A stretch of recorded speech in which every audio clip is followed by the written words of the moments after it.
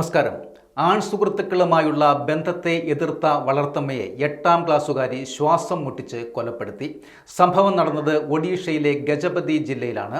സംഭവത്തിൽ പെൺകുട്ടിയെയും 2 സുഹൃത്തുക്കളെയും police arrest ചെയ്യുകയും ചെയ്തു. ഭുവനേശ്വർ സ്വദേശിയും ഗജപതി പരേലേഖാമുണ്ടിയിൽ താമസക്കാരിയുമായ രാജലക്ഷ്മിയാണ് കൊല്ലപ്പെട്ടത്.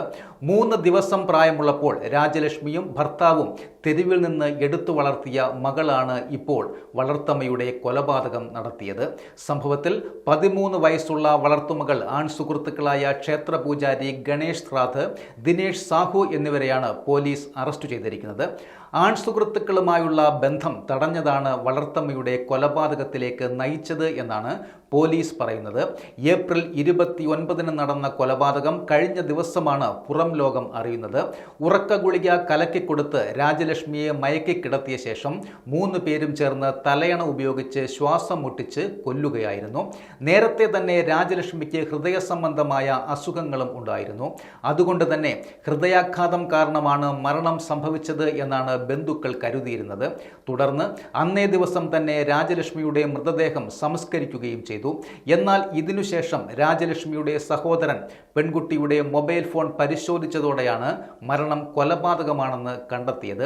പെൺകുട്ടിയുടെ ഇൻസ്റ്റഗ്രാം ചാറ്റ് പരിശോധിച്ചപ്പോഴാണ് സുഹൃത്തുക്കളുമായി ചേർന്ന കൊലപാതകം ആസൂത്രണം ചെയ്തതിൻ്റെയും ആഭരണങ്ങളും പണവും സ്വന്തമാക്കുന്നത് സംബന്ധിച്ചുള്ള വിവരങ്ങളും കണ്ടെത്തിയത്.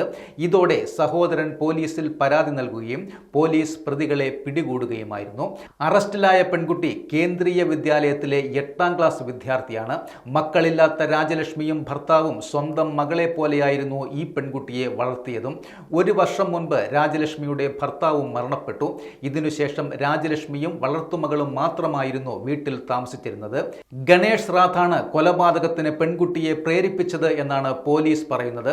കൊല നടത്തിയാൽ ബന്ധം നമുക്ക് തുടരാനാവുമെന്നും സ്വത്തുക്കൾ കൈവശമാക്കാമെന്നും ഇയാൾ പെൺകുട്ടിയെ വിശ്വസിപ്പിക്കുകയായിരുന്നു. രാജലക്ഷ്മിയുടെ കുറച്ച് സ്വർണ്ണാഭരണങ്ങൾ പെൺകുട്ടി നേരത്തെ തന്നെ സുഹൃത്തിന് കൈമാറിയതായും പോലീസ് പറയുന്നു. ഇയാൾ ഇത് പണയം വെച്ച് 2.5 ലക്ഷത്തോളം രൂപ കൈക്കലാക്കുകയും ചെയ്തു. പിടിയിലായവരിൽ നിന്ന് 30 ഗ്രാം സ്വർണവും 3 മൊബൈൽ ഫോണുകളും കൊലപാതകത്തിന് ഉപയോഗിച്ച തലയണയും പോലീസ് കണ്ടെടുത്തിട്ടുണ്ട്.